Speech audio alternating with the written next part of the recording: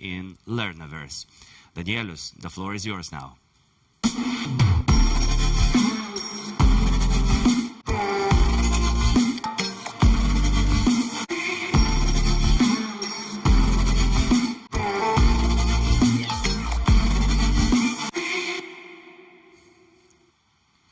Hello, my name is Danielius, and today I would like to present you how learning will look like in the metaverse. But I think it is important at first to distinguish what is the metaverse and what is the economic potential of the metaverse, so that we understand why people will migrate to the metaverse. If we look at different technological adoption rates, we can see that metaverse will be the future of the web. At first we talked about the web 1.0, all those hyperlink websites, etc. Now we are living in software as a service era and entering into the Web 3 or crypto-enabled internet.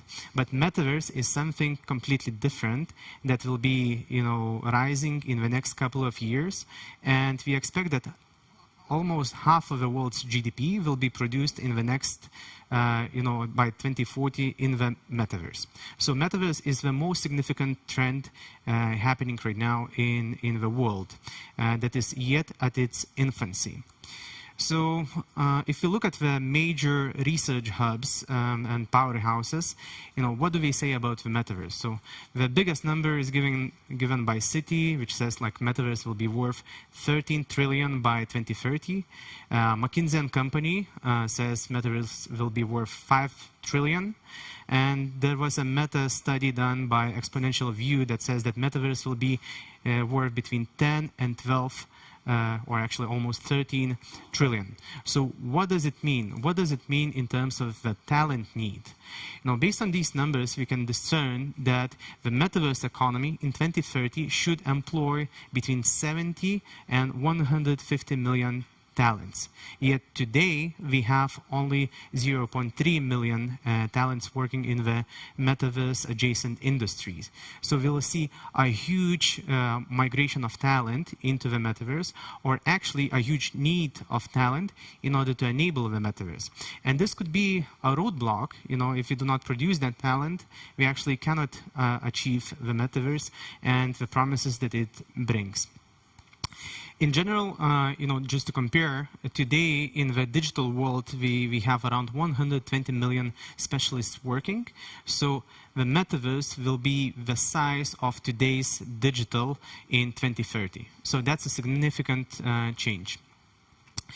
Now, in terms of what does it mean for EdTech, and what is the metaverse EdTech part, based on the proportions that we see now that EdTech is taking from a general digital landscape, we can see that the metaverse will be worth 210 to 400 billion from EdTech perspective. It means metaverse being used for education purposes, metaverse being used as store of value or credentialing engine or collaboration engine. So this will be a huge market. And from that, we can also discern that we should have around 7 million educators working in the metaverse by 2030. These are huge numbers. We are nowhere near there. If you look at today's numbers, at around 8.5 million educators are working with digital tools, with EdTech. So we'll have that number go up to 21 million in 2030, and out of that 7 million will probably work with the metaverse tools. So a huge shift is happening, but how the metaverse will change education. And actually, I would like to add additional thought that metaverse will not only change, learning, but it can reinvent or challenge the existing education system. We can create the tools that will allow people from all around the world to have their own global education system that is challenging the conventional, national education systems. And we already see the rise of that, because such companies like Google, Facebook, and others are already dropping the degree requirements from their hiring process and actually focusing on skills. And my take is that metaverse will be all about the skills-based learning and how that can give you an opportunity to get a job or a gig in the same metaverse.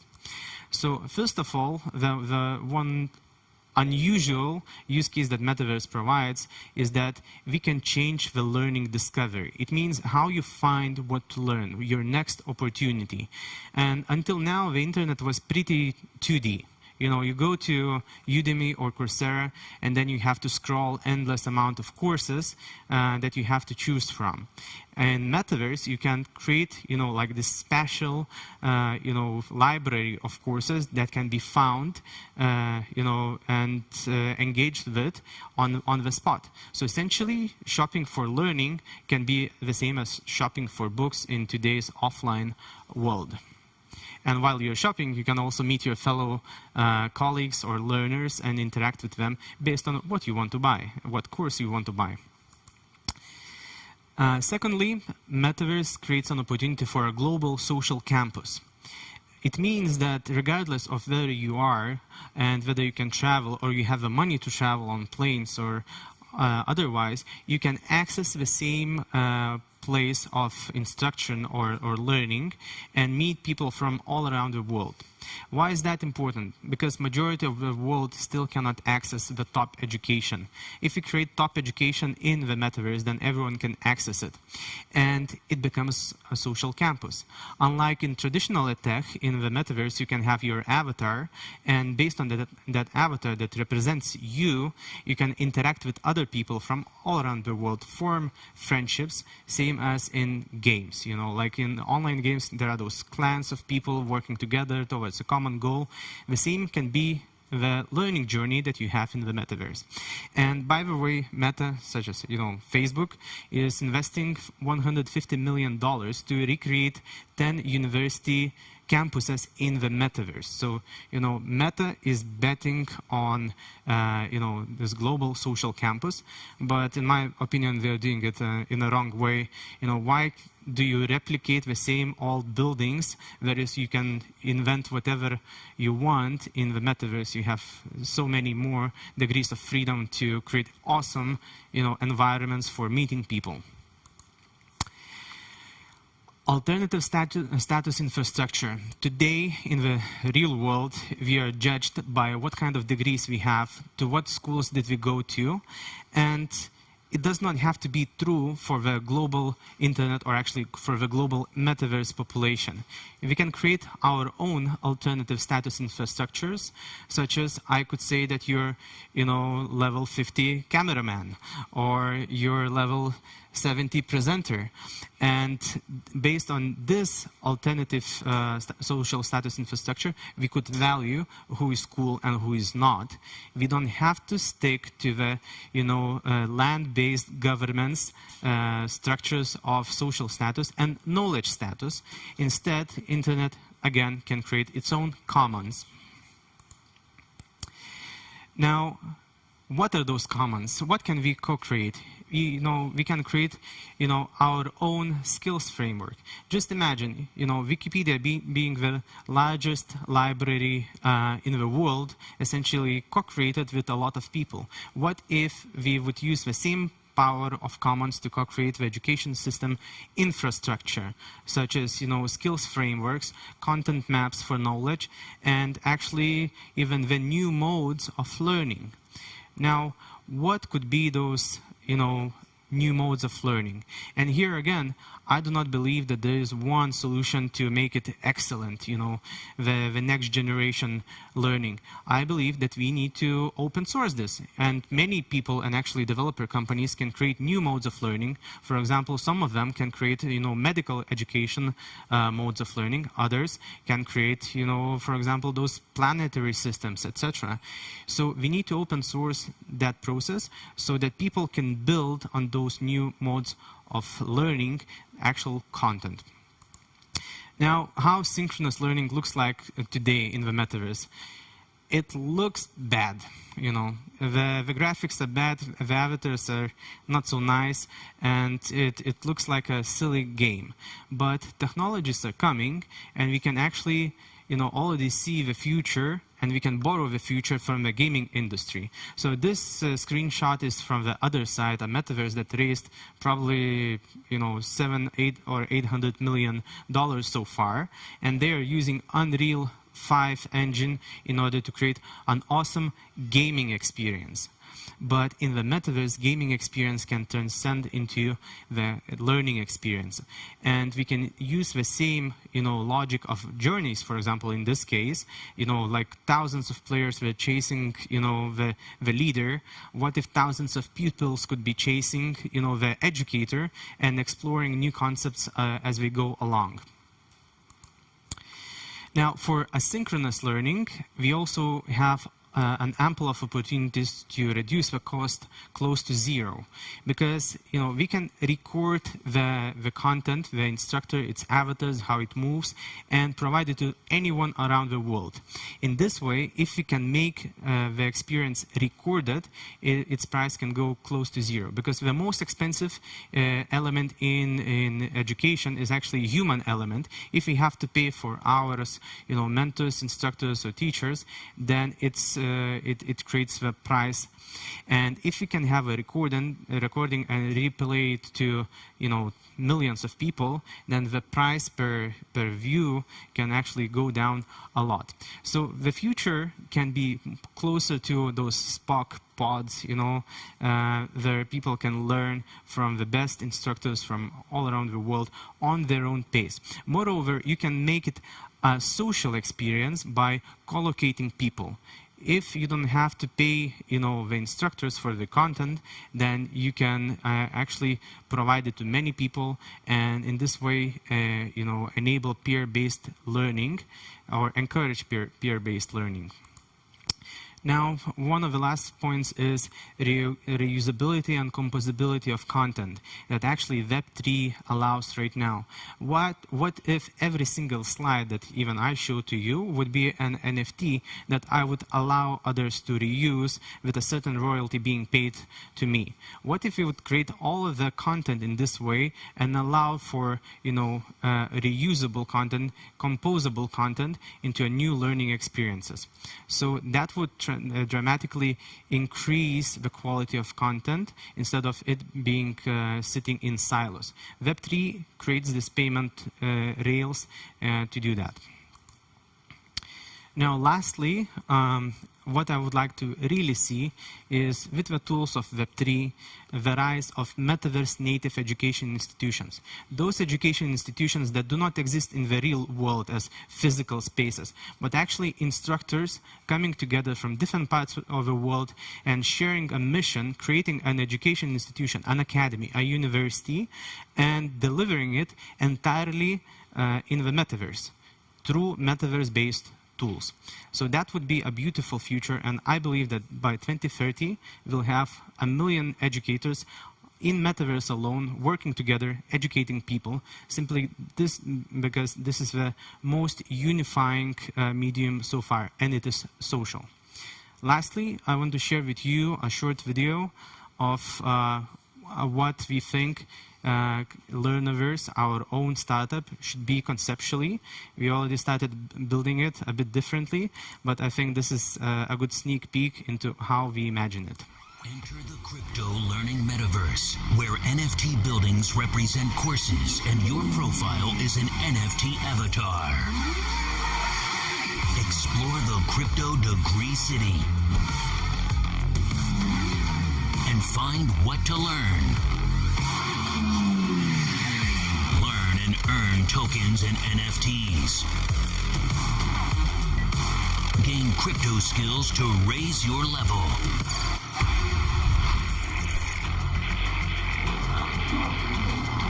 Or become an instructor and earn tokens by teaching and providing users and talents for crypto companies.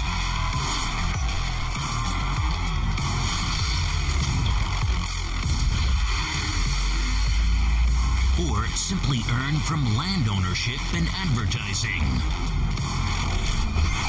Learniverse by BitDegree. Thank you. This was Learniverse, and let's see what future holds for us. Cool video, Danielius. Thank you.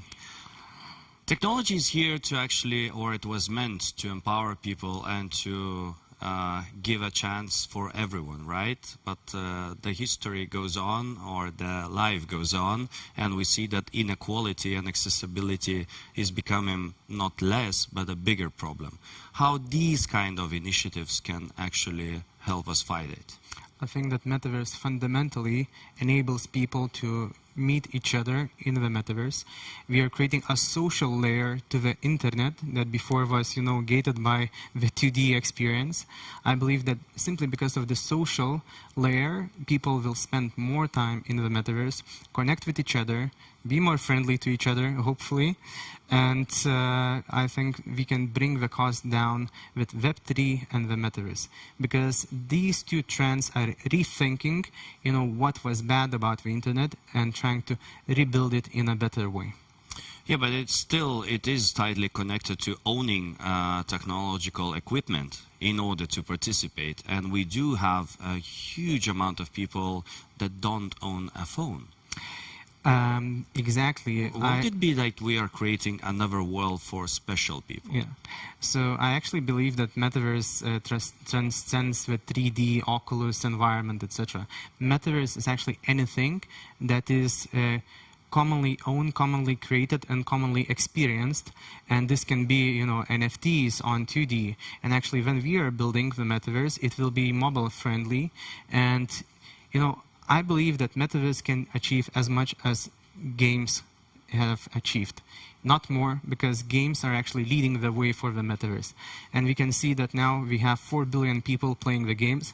So what if we could have like 4 billion people learning in the metaverse? Actually learning, right? Yes. Something, right? Something. Okay, I do understand. But another maybe angle that I'd like to discuss with you is when talking to teachers, they already are expressing their fears on that they cannot basically talk to kids, or the kids lose social skills, how to communicate to each other. Because in any case, the world, the virtual world, seems much nicer place for them than the real world. But we still need to also learn how to do it live in a normal human world. What would be your advice for these kind of teachers? How can they, let's say, have a proper attitude towards, yes, it may be happening, but for example, you should be investing in this and this skill? I think that the teachers should learn from the students themselves. The students, are the gateway to the new technology. If the students are using, games, then teachers should be using games. And unfortunately, the reality is that most of the teachers will not onboard into the metaverse. We'll see the rise of alternative education, schools, boot camps, metaverses, etc., that will cater to the kids' needs. But I don't believe that the traditional education system can survive in its entirety, transitioning into the metaverse. What we'll see, it will be like the mushroom situation. There's this huge mushroom with a lot of worms that is falling down, and there's a fresh new mushroom coming up that will eventually take over the old one. Oh my God. Okay, okay. I have a very visual mindset. Thank you, Danielis, for your answers. And once again, thank you so much for a very interesting angle towards how we will study in the future and learn things. Thank you. Good luck with your project. Goodbye. Let's move on to our next keynote speech. Innovation comes with a risk, right? Because if you're truly innovating, you can really fail. But having a plan can save you from the misery. Of course, I'm joking, but our next speaker seems to be pretty serious on this. Please welcome co-founder at Dream Apply and Nordic Edtech Forum N8, Mart Aro, with the keynote, The Good, the Bad, and the Ugly Truth About Innovation of Education.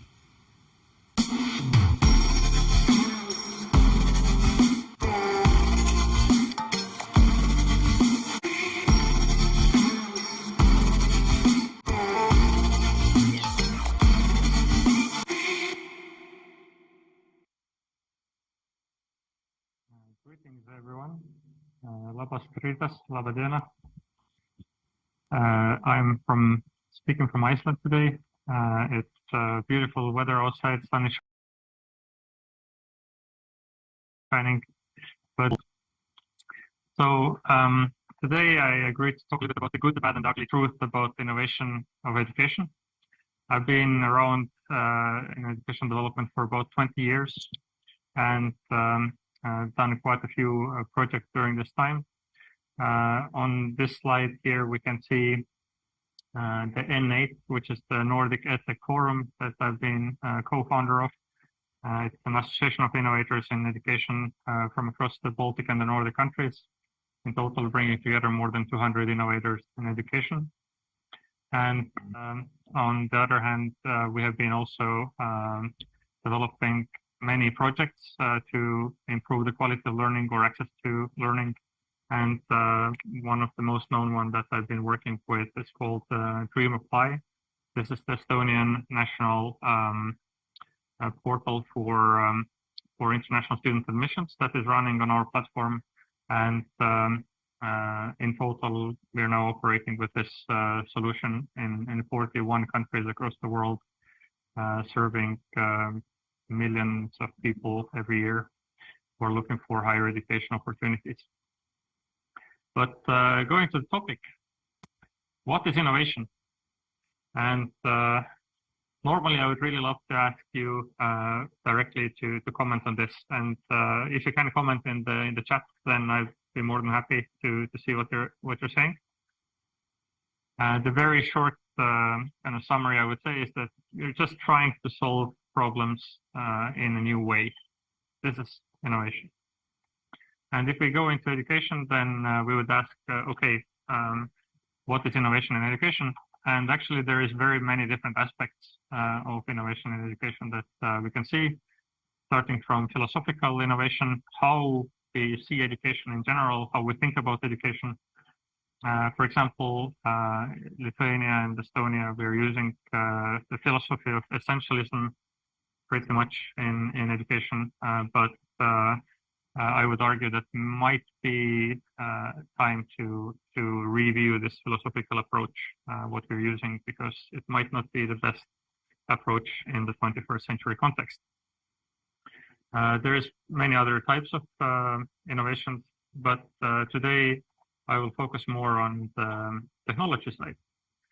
And if you look back in history, then there has been technological innovation for a very long time, and probably the most impactful innovation that is technological and has had a massive impact in knowledge and wisdom spreading is the Gutenberg's printing press from 1440s, thanks to which we have knowledge available for everybody globally, or it became possible to spread the knowledge.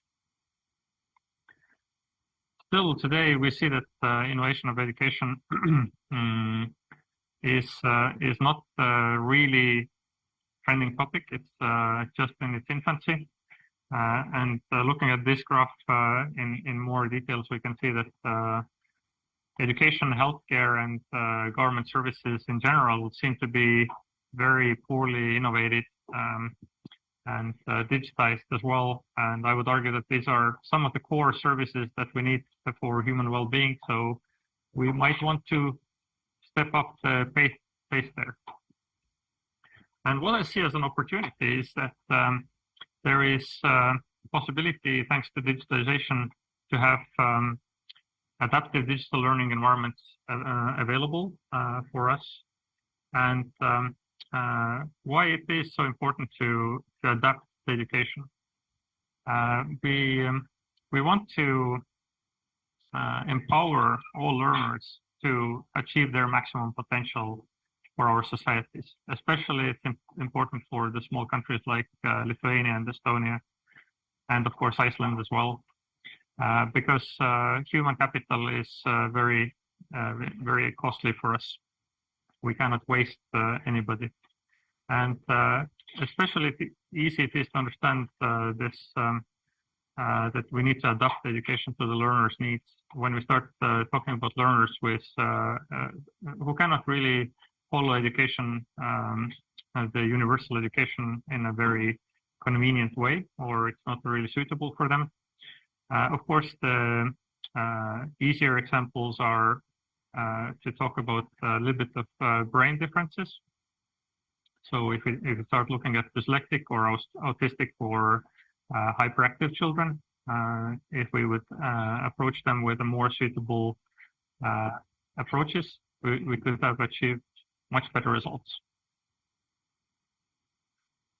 But even easier it is to understand it if we start talking about children that, for example, have no ability of sight or no ability of hearing.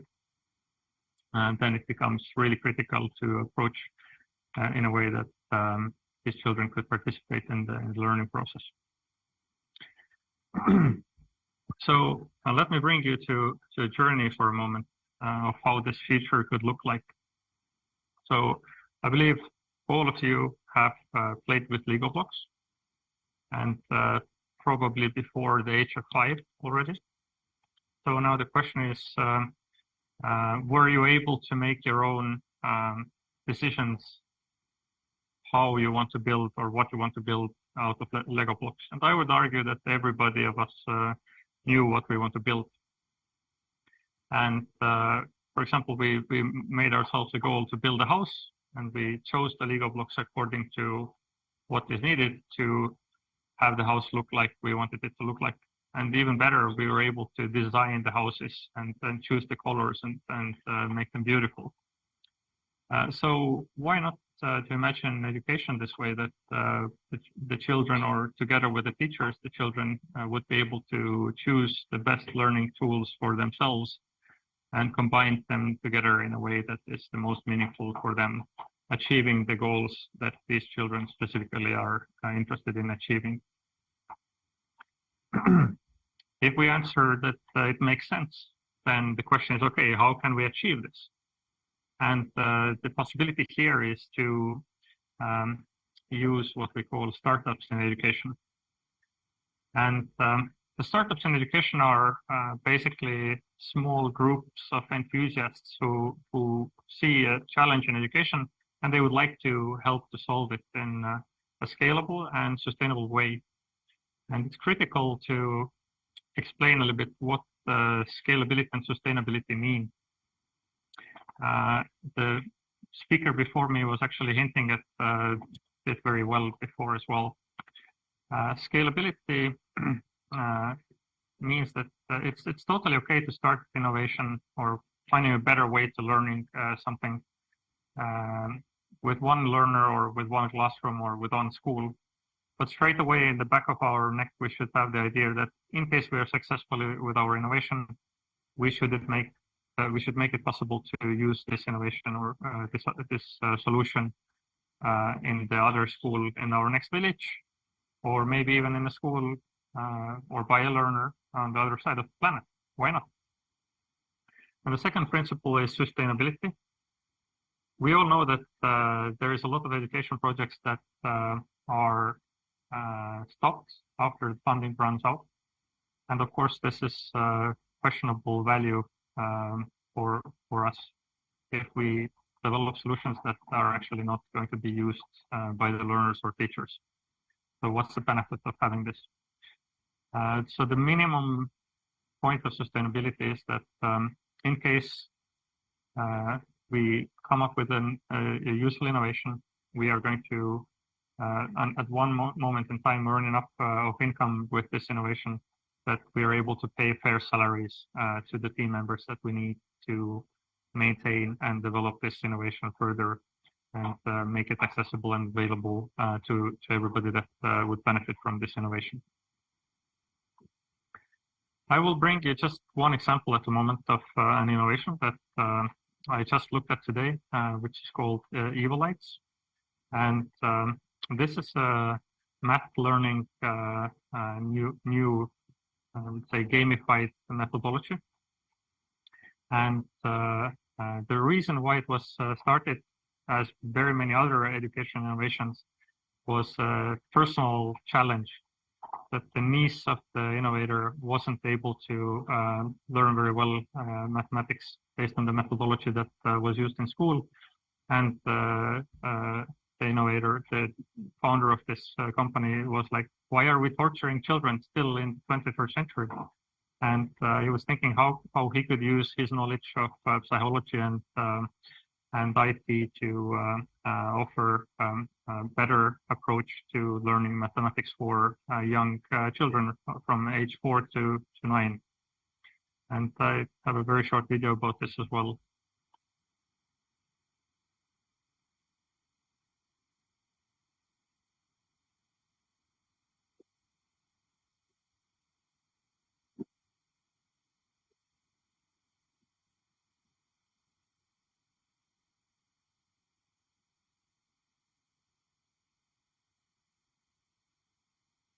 So we could see here that they have been using special, well, a bunch of different theories of psychology.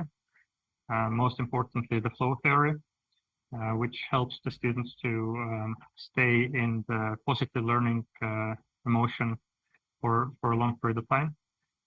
Who doesn't know the flow theory, then my very short summary would be that the flow theory is saying that we can achieve the feeling of the flow or feeling really great about what we're doing when in the learning we are at about 85% knowledge level.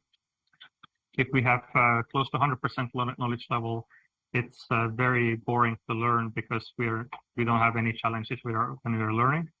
Or we don't learn anything new. And if we are lower than 80% knowledge level, then it's we're very easily getting the feeling that it's too hard, I can't really get this. So we are losing motivation because of that.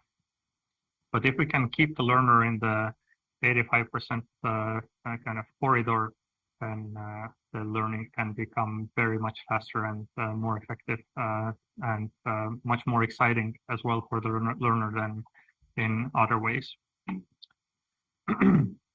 So my hypothesis based on the experience or what I've seen is that we can achieve up to 10 times higher quality learning on a learner's personal level with these adaptive learning methods.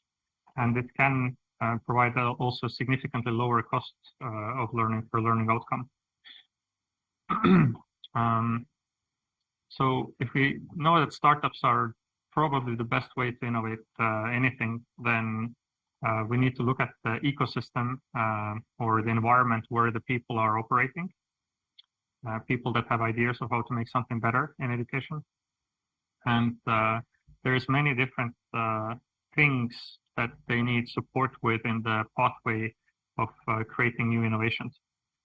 Of course, some people are, let's say, more entrepreneurial and they somehow succeed even if the ecosystem is very hostile, maybe even having, maybe even flourishing. But for most people, if the barriers are too big, we will not just start even we don't even share the ideas with others because it doesn't make sense. We don't see a possibility for the idea to survive. To achieve this, we need to do some ecosystem mapping. So we need to understand what are the bottlenecks and what are the supportive measures. And of course, then we need to remove the bottlenecks and empower the supporting measures. We've done some work on this together with the United Nations. I won't have time at the moment to go into this in details, but just mapping out some of the critical barriers for innovators in education. And for example, it's difficult to prove that the learning happened if we learn something outside of the formal classroom together with our concrete teacher. There is a lot of challenges still with the education innovation market, or let's say education materials and methodologies market across Europe. It's very difficult to cross country borders and operate internationally. But at the same time, it's critical to do this because our small countries just have too small local markets to maintain high quality education innovation alone. And I hope some of you at least have visited the spice markets. And these markets have been developing over millennia, and we have found ways how to present spices in a way where when we see these spices presented like this, we are already getting inspired of how we could use these spices to make really delicious food for ourselves or for our loved ones. And I'm arguing that this is what we also need to achieve with education innovation. We need to achieve a level where we inspire the learners to learn about things that are valuable for them and also for the society as a whole. And then I'm happy to invite you to take the lead, develop learning solutions together with startups, help to disseminate the solutions, and everybody wins. Thank you from my side at the moment. Thank you so much, Mart. Thank you so much for a truly inspiring and informative presentation. Obviously, we will have enough of time to discuss this because you will be participating in the next panel, right? Amazing. So stay tuned. Everyone, it's almost an end of our EdTech Conference 2022. But before we separate, we have the most important question or task for today to solve. EdTech scene in Lithuania, how to grow fast. With this, I'd like not only to discuss the future plans, but also to make an outstanding wrap-up for today's presentations. Give me a moment.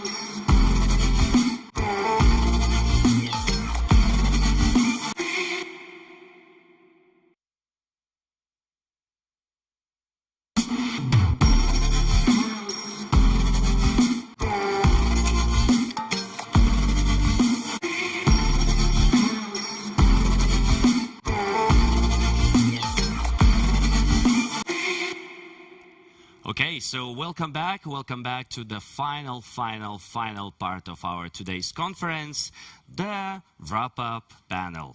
I'd like to present my dear panelists. So today, during this session with us together is still Mart Aro, co-founder at Dream, Apply, and Nordic Edtech Forum N8. You just saw doing a keynote presentation. Also, I'm delighted to present you Vladas Lašas, Edtech Lithuania co-founder and chairman of the board at Lidban. Hello, Vladas, to you.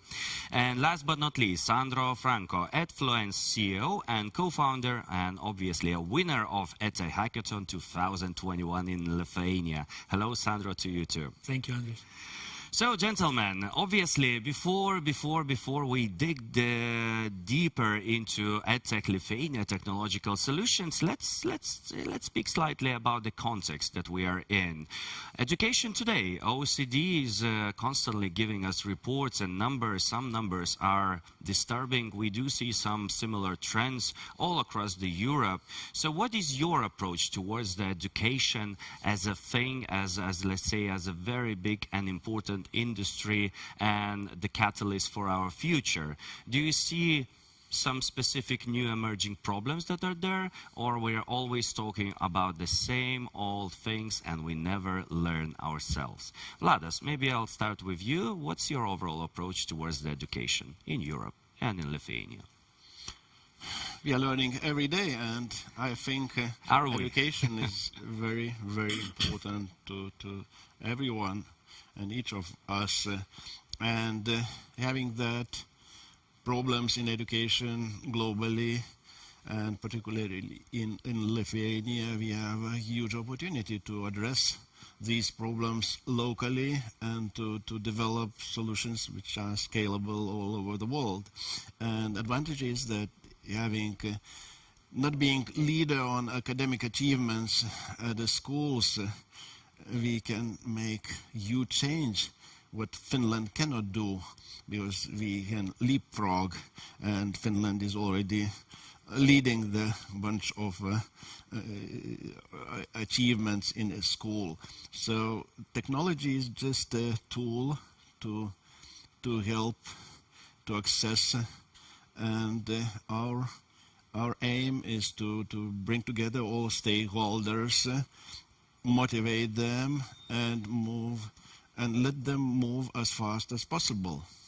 Totally agree with you. Sandra, what are the, we are speaking a lot of opportunities, but what do you think, what are the key problems in the education itself that you think the innovators and the startups must address ASAP? Yeah, so if you look at, I don't know, the OECD numbers, you're probably taking a look at the picture that was taken 5 or 10 years ago. Obviously. Right? But as an innovator, that helps you a little bit understand what is the context that you need to start from and what is, what is sensible that you can start addressing right now. But definitely you need to look at the future. So I typically tend to throw those away. But nevertheless, I think that upskilling and reskilling right now, and will continue to be for the next 5 to 10 years, is going to be a huge problem, not only for Europe, but across the globe, right? The middle class taking a big hit on the upcoming recession, and fast-moving industries across the board requiring new skill or skill that is, skills that are volatile as well as talent. I would say that upskilling and reskilling right now will be a really good topic to put attention into it. Whatever that means, because there are upskilling and reskilling at different levels as part of the education. That's kind of my take on that. Okay, Mart, you were also showcasing some of the issues, or let's say problems that you presented as opportunities, but if I would ask you again, so what is that one problem you see it as a very, very big one, and you think all of the collective mindset should be looking towards that? I have the feeling the most interesting question at the moment is what's the purpose of education in the 21st century? You're jumping into my next question, right? So education in our life, we are not learning just because we don't know what else to do in our life. We're learning basically to build something, right? To have a purpose. What do you think? What is absolutely necessary for future generations to be successful? Or let's say, can rephrase my question, what do we need to do to have an intelligent nation that creates and know how to dream? Who wants to start? Yeah, there have been fewer times in human history in which we've been able to start asking this type of questions, but taking them seriously. And automation is going to bring something that only nations that had a huge amount of slavery, supporting a lot of not meaningful tasks, and giving them a chance to think about higher, goals and levels. Very few, civilizations have been able to do it, and we are on the verge of that, right? So having said that, I think that, creativity is fueled by, good mental and emotional health. So that's something that actually education it's on the verge of starting, approaching with EdTech. It's called, typically social-emotional learning. I think that is one of the solid, stable basis for creativity in a nation that has been, overlooked. There's a pandemic probably throughout the last couple of years. We all felt it. There's a pandemic in terms of mental health, but there are also, I think, that are skills that are unavoidable. There are mathematicals and scientific, thought, but in the sense of, learning how to think. Those three things, I would say, an emotional, stable way of understanding my life, understanding how math is a language that we can all speak, and having some sort of scientific thought should be at the base of any educational system. Ladas, there was a time when we were saying, or it was at least a common thing that everyone agreed on, that everyone should get the same education, some basic knowledge, and they should start from there. Nowadays, there are more and more experts that are saying we should talk to the businesses, we should talk to the industries and ask what do they need. But with this, will we create an intelligent and free nation, or we will continue just preparing future workers for them? What's your point? What's your opinion? Actually, only right now we have opportunity to make that personal choice, individual learning at scale available for everybody.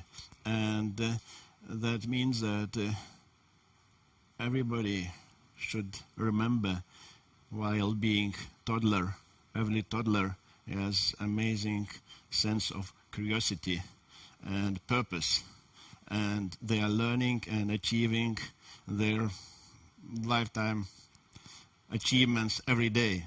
So today, young people are very much about purpose. They want to know why they need to learn. And if they have motivation, if they know why they need to learn something, they do that very fast and very efficient way. Mm-hmm. And that's the way we should go, I think. More and more do-it-yourself things should be involved into education.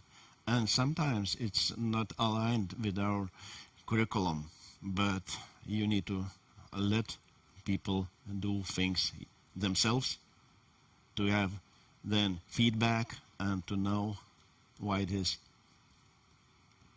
Creativity, right, Mart? At this point, we are living in a world of all our needs basically fixed. We are also living in a world of seas of dopamine.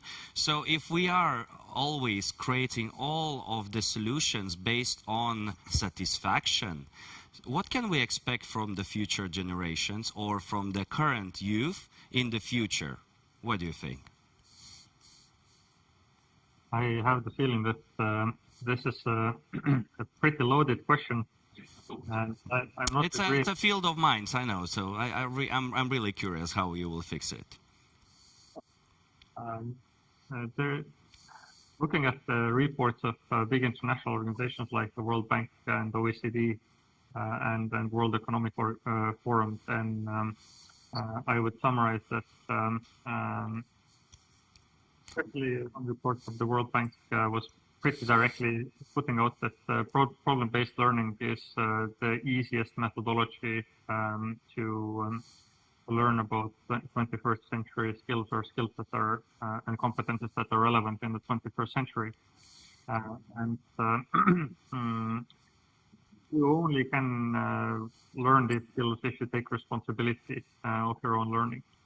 Or, well, maybe I'm a little bit too harsh, but the best way to learn these things is when you take responsibility.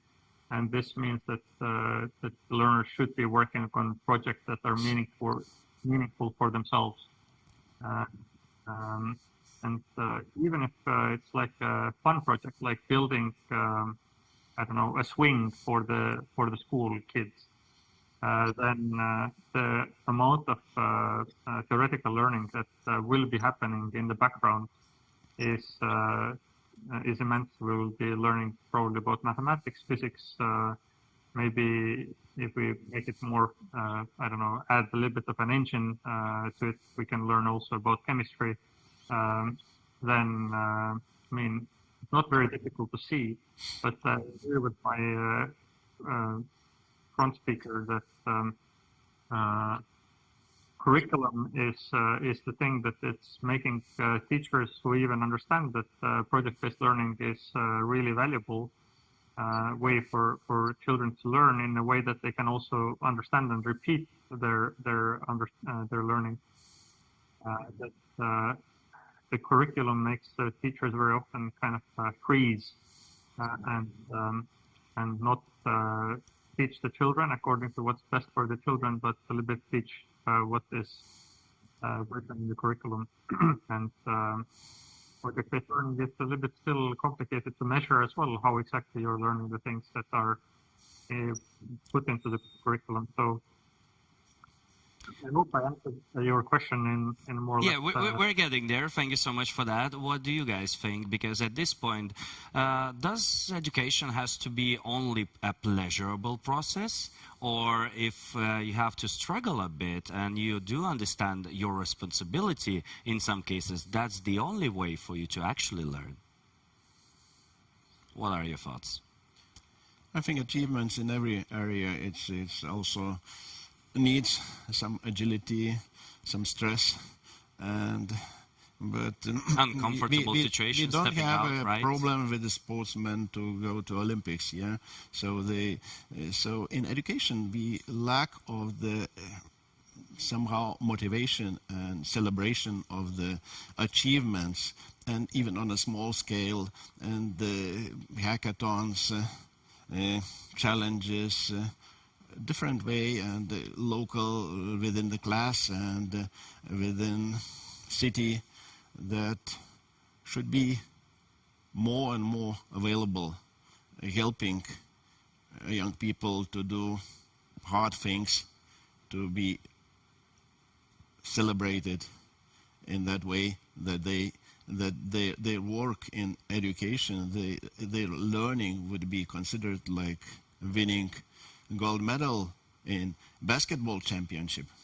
I totally agree with you, and we should celebrate more. But on the other hand, I hear a common saying from various educational specialists that are saying we shouldn't compare kids, we shouldn't give them marks. So if we are not giving the marks, so what should they be achieving? Sandra, what do you think about it? Yeah, I believe that yes, education should be a pleasurable experience. More education, I think that learning should be a pleasurable experience.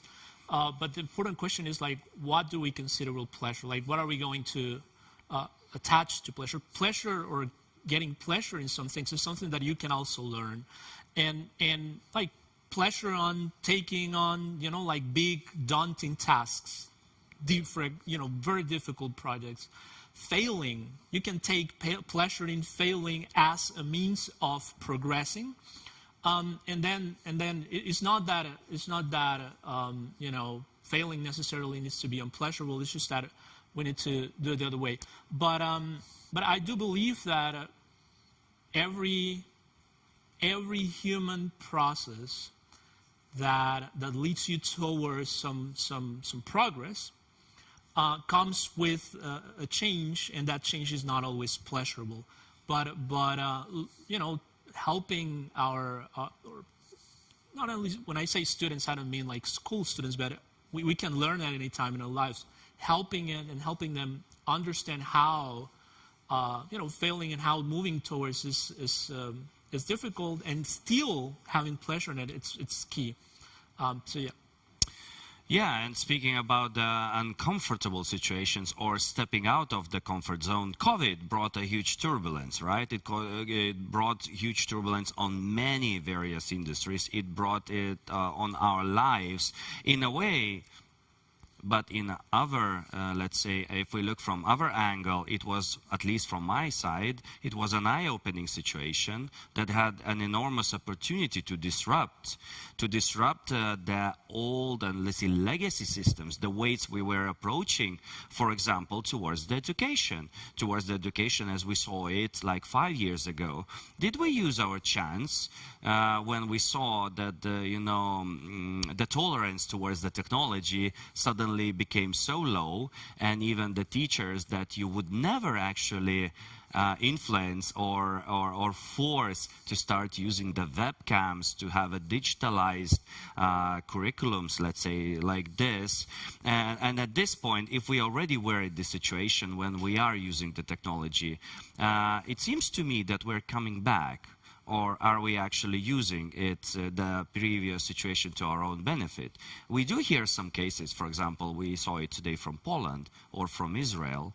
But what do you think? What is happening in Lithuania, Vladas? Are we using the previous experience that we learned?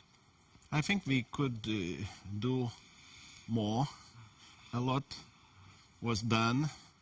Some things were we were able to do because all regulations were lifted.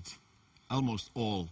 You could do education in any way you could during COVID. of course, that was not imaginable. You couldn't imagine that just months before that will be that way in our lives, not only education. Absolutely. And now many things are coming again with a lot of paperwork and why is everything. that happening? Is the system defending itself from the change, or what? What is happening? So we need to encourage more experimental way, more testing and running fast things, because it's sometimes we just say that education is very slow, we will see results in decades and so, but it's just justifying our slowness. It's not the way how things It's like are. Giving an excuse for yourself not to do anything different. Yeah, to be slow. And we can do a lot more involving teachers, students, school children, with doing themselves startups. And I think in Lithuania we got a very good dynamics 2 years ago, establishing just a small group of EdTech enthusiasts, but that mostly technology people involved in, and now we have a coordinated group and support from the government, and having partnership with Israel EdTech. It's something that Israel has not many countries on EdTech partnership, and just having partners like countries like Israel, it shows that we already did something in the right way. And Lithuanian startups are ranking well, like Teachers Lead Tech, the startup which is helping primary school teachers to. It's actually an amazing project. It achieved the amazing scale in 1.5 years in Lithuania, and just a few days ago in Slush, the startup was second place winner at the competition around Nordic Edtech. Maybe it's going to be the first one now. And I would say that out of the index done by one company selecting best 50 best edtechs in Nordics and Baltics, out of 56 are Lithuanian. That's best results in Baltics. Amazing, amazing. Mart, did we learn something from COVID? We had a chance to basically disrupt all the industries, but in some cases it is obvious we are so fast in coming back to the business usual. That's a very good question as well. I have all the good questions, believe me. I comment this way that I believe that it takes a long time to innovate something, and what we got from COVID was that a lot of people's eyes were open towards what's happening in our education system, and the reason was that the teachers continued doing the classes the same way online as they were doing in the classroom before. But the methodologies, of course, weren't suitable for online and distance learning that were used. So, I see a bunch of new innovations now being prepared that try to answer to this challenge, and that make a lot of sense and probably will provide a lot of value in the near future. For example, if your child is interested in building rocket engines, today there might be, 100 children across the whole of Lithuania that are interested in this, and it's almost impossible that they will be able to do this in their own school and get help from their physics teacher. But if we would set up a European-wide school, online school for learning how to build rocket engines, trust me, we can get the best experts in the world that know about rocket engines to come and work with our children to learn about these skills. And a few years ago, this was much less likely to happen than with today's knowledge. And I can see this already happening. There is a Lithuanian initiative and also an Estonian initiative that are following these principles. But you asked about grading as well, and comparison of students and learners between each other. Elon Musk made an interesting school some years ago. It's called Adastra. Wants to check it out. It's actually very, very commonly being noticed, at least while I was reading a lot of articles. They are referring to what Elon Musk did. And basically, the point was that there is no sense of grading from the teacher side. The learners should make meaningful projects that they choose themselves. So, for example, the learners decided, I want to build a system that helps blind people to see the websites, and then the learner sets their own learning goals or goals with the project, and they can compare themselves with how far they got with their goals. And the goal of the teacher there is mostly to be an advisor and a coach, and it doesn't give any value for the teacher to give feedback regarding if the learner has achieved their goals or not. The target audience who should benefit from the innovation or the work that the learners are doing should be the one that gives the feedback. And they organized it this way, that they invited the target audience to the school, and the kids were presenting their project directly to the target audience and collecting the feedback this way. It's a totally different approach to what we see as grading nowadays, so just answering your question from a different angle. And I love your inspiring angle that you're approaching this. I just love it. But at this point, Vladas and you, Mart, you both mentioned teachers, and you've mentioned that there are some initiatives to basically help them to get to know more or understand better the technology. But at this point, what I see, the biggest challenges are not with kids, because kids are very good with adopting technology, but it is with, let's say, a bit elderly educational generation, or the specialists that are just used to do the traditional way. But are we building any tools for them to feel better the change of the technological leap that is happening? And in this case, are we actually building the tools for them? Because obviously kids are very flexible, but if we speak about the teachers, are we preparing some systems to meet their needs, for example? Vladas, maybe you could comment on this. I think more and more could be given to them, learners, to school children and students themselves. Let's decentralize this. Let them be. They can do a lot, and the teacher just to advise and see how they progress, and that approach needs some kind of different regulation and vision at the school. But if you motivate teachers and helping them with that, I can see that it can happen.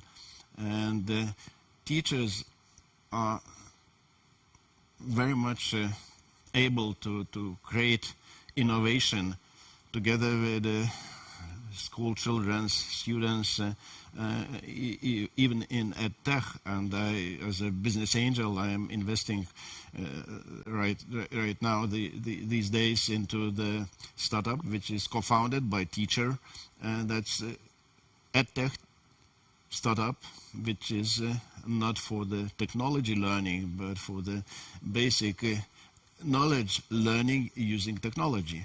Cool. Sandra, what do you think at this point? Should we include the teachers themselves in the EdTech process more and ask what do they need in order to inspire kids to do something? Yes and no.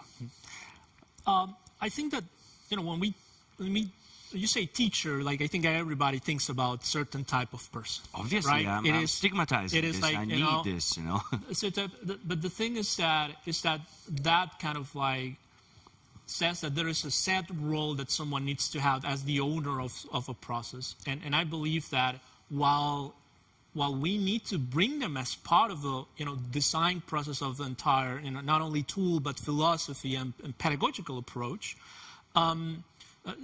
teachers need to be brought as a partner. By the end of the day, we are all right.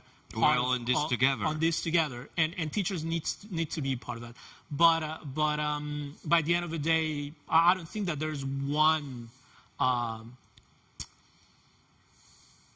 element that we need to build everything around. It is more that. But and this is probably kind of like a candid version of me speaking, is that I rarely see a traditional school as a place for innovation, especially coming from teachers. I think that we actually need to take the school out of the school and try to build outside of it.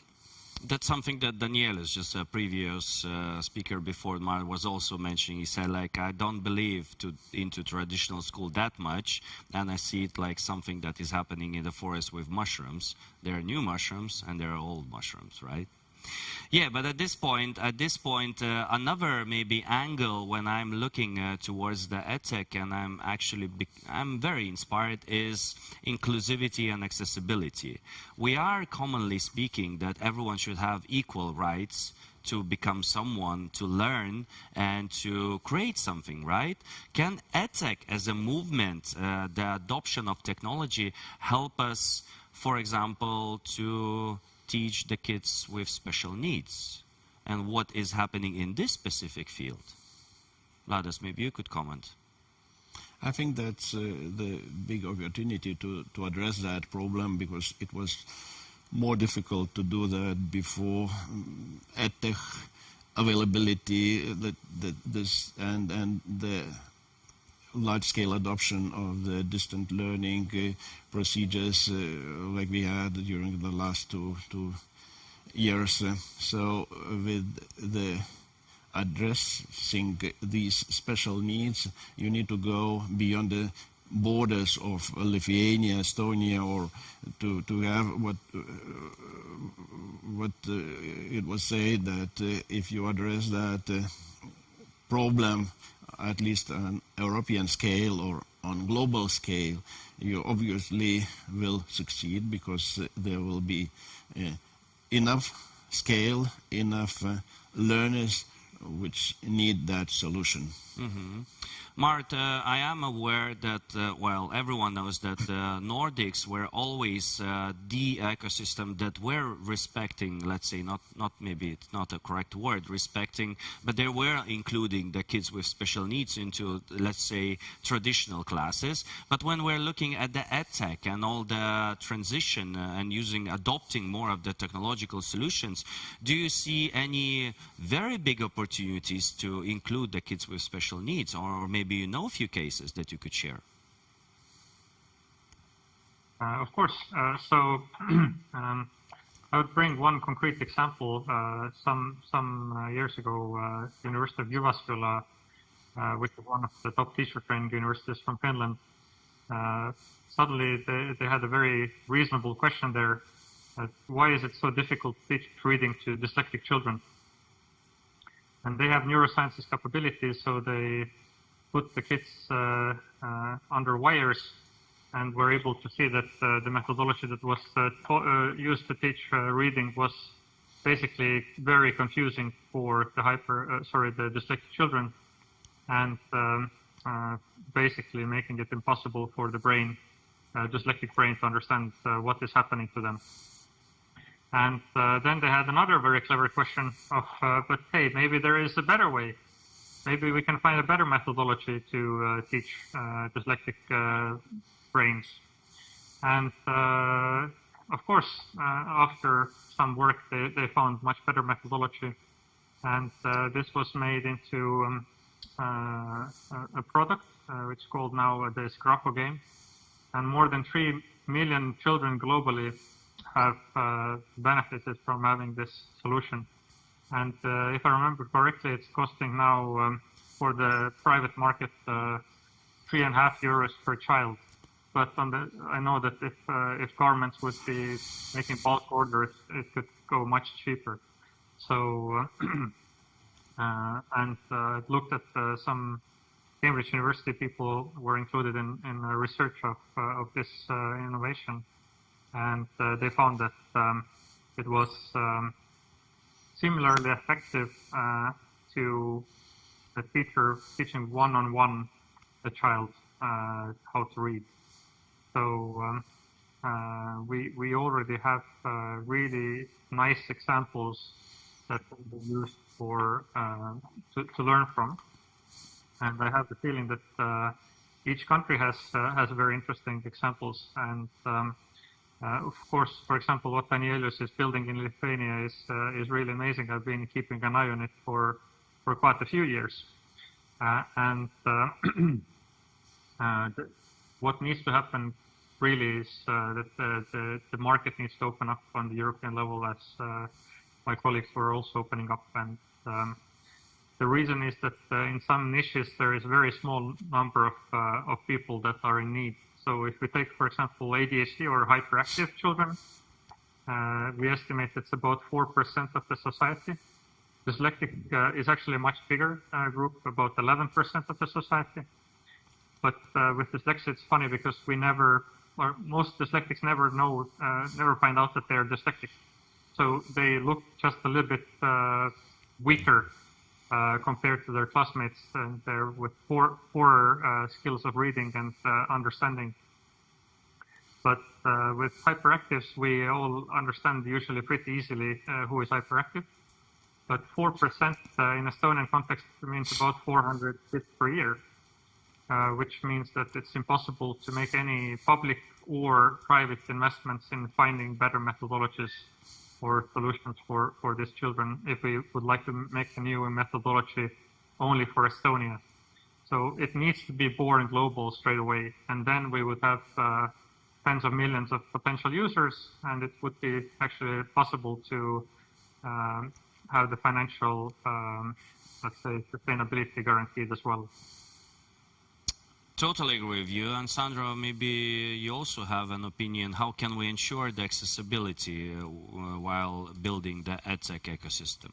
Yeah, I think that is not only a need, but it must be a purpose or a goal, being able to accommodate for everyone and everyone, not only on, let's say, the spectrum of learning difficulties, but also on the spectrum of the wealth, access to wealth or economical wealth. So I think that probably, it's a very common idea. It's kind of like this trilemma on education is how do you build a massive scale, high quality, affordable for everyone, solution or system.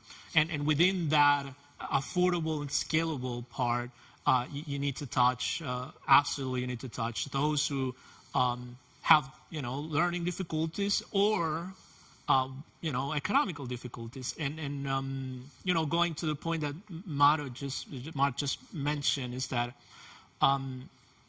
you need to build. I think that this is the time to build for the world. In those lines, it's not the time to build locally, because locally is just too small, right? And again, you should aim for the moonshot, because if you aim for the moonshot, probably you're gonna impact more people than the ones you expected at the beginning. Very, very good point out here. But our discussion topic is EdTech in Lithuania. How can we grow fast? And obviously, Lithuania is way too small market to, let's say, create a stable and profitable business that education can always also be. But we can use it as a testing ground, as a sandbox for some solutions, right? So Vladas, you already mentioned angel investors that are curious to invest into EdTech solutions. What else do we need here to start growing fast? My wish is to have government supported EdTech venture fund, which would invest into perspective Lithuania and international, but somehow related to Lithuania, EdTechs, and business angels community already understand that need and interest to invest, because the growth of the investment into EdTech is during the last 2 years is incredibly. growing, and that's a huge opportunity. Until recently, it was overseen as too much public or so on, and not a business savvy. But right now, I think you need to understand that health tech is also very much related to public services. But a lot of business is done, and a lot of very good, important changes for the public health is done due to investment into technology startups. And with education, we even have now even bigger opportunity to change that, especially in Lithuania. Okay, thank you for that. Sandra, what do you think? How to grow fast in here for the EdTech ecosystem? So I think that the way to grow fast here is going outside of Lithuania. That's the first thing, like something that happens. Scale to other countries, that's it. Yeah, no, but what happens to me is that, for instance, I was in Italy a couple of months ago, and then when I introduce my company as a Lithuanian company, they expect someone looking different. And I tell them, like, no, this is that I am South Lithuanian. This is the way South Lithuanian looks. No, but the thing is that building a startup, being a tech is a matter of energy. Like, where do you find energy to keep going, right? And energy means actually, winning, success, or also traction. But when you expand your reach, probably you're going to capture a bigger portion of that. And when you are aiming at, let's say just Europe, most likely, yeah, you're going to win somewhere else, but within your local market, you will be able to have a better chance to win. That's my number one advice. And yeah, I would like to see many more EdTech Lithuanian startups out there, because there's nothing like scary happening out there, and actually the world is out there for the take. That's my advice. It's not a rocket science business, right? Yeah. So, Mart, what would be your advice for the Lithuanian ecosystem of EdTech? How can we grow fast? I have so many ideas on my head. Tell us three then. I really like the idea of having a co-investment fund from the government side. So I'd really encourage to push this forward.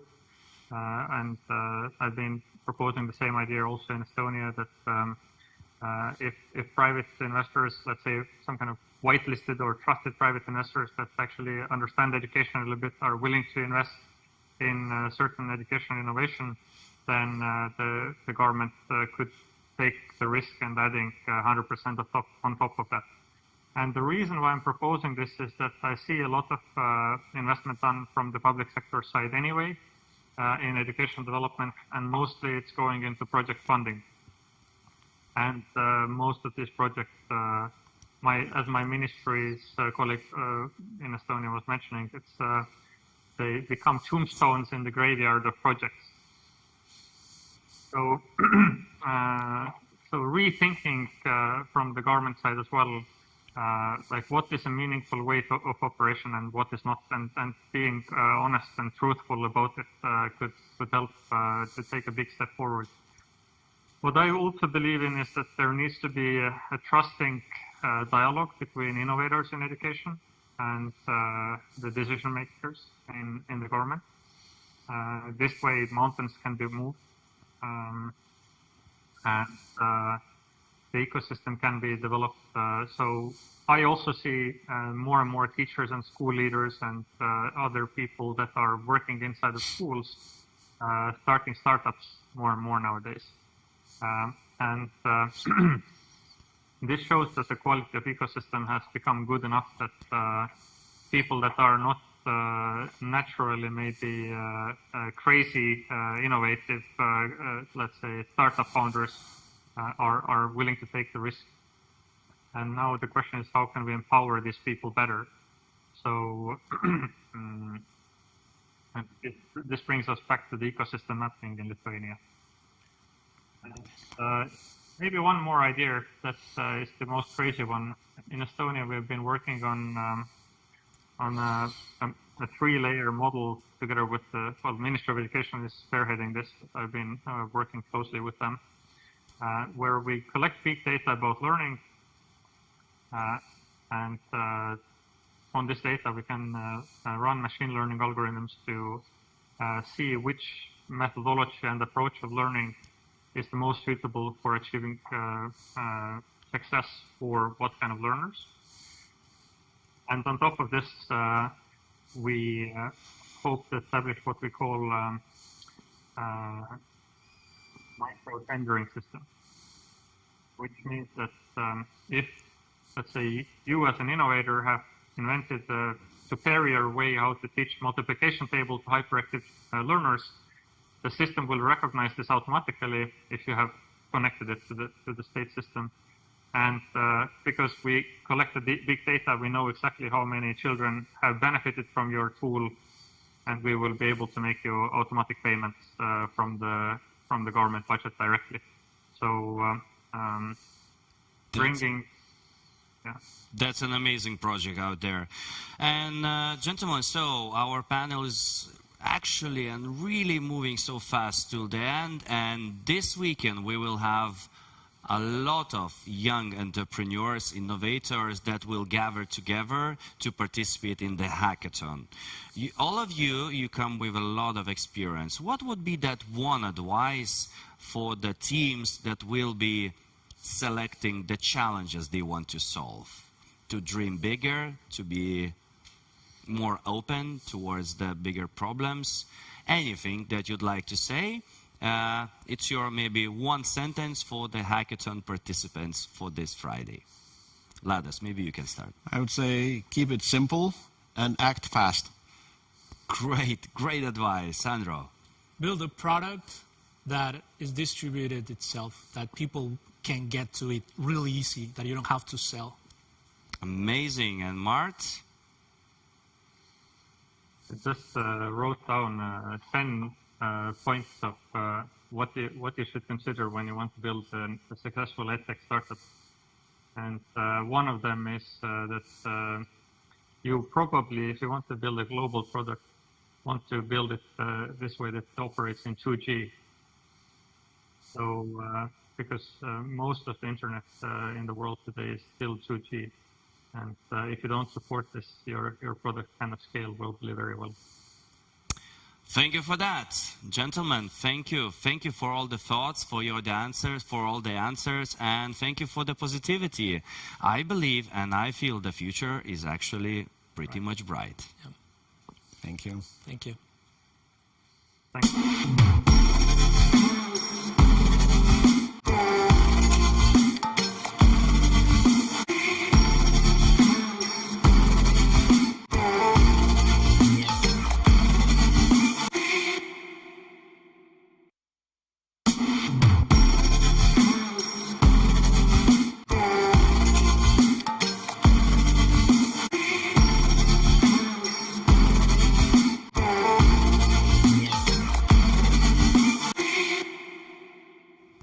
So, thank you so much. Thank you so much to everyone for the ideas that were shared today, for all of the thoughts that were also shared today, for all the ideas that were shared today. Even more, I thank you to each and every one of you that spent all day long together with us, trying to understand not only where should the education or EdTech be moving to, but trying to understand better on the new ways to adopt technology.